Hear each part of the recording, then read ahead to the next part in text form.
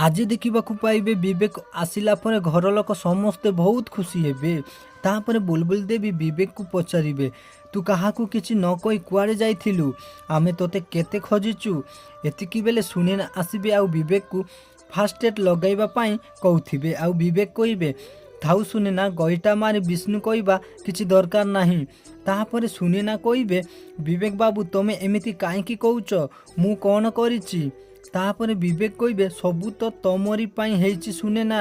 आउ कहिबे ना तमे मो सहित झगड़ा करि थांत, ना मो रिलैक्स हेबा पाई पहाड़ पाखकु जाई थांती, ना मो सुगार लो हो जाइता, ना मु पहाड़ तले खसी जाइथांती। जाहू भल हैला मु बेसी तलकू खसी पड़ी नाही। जदि बेसी तलकू खसी पड़ी थांती कौन जे हेइथांता मोर, आउ मो सुगंधा बबलू एमानक सबू कौन हेइथांता।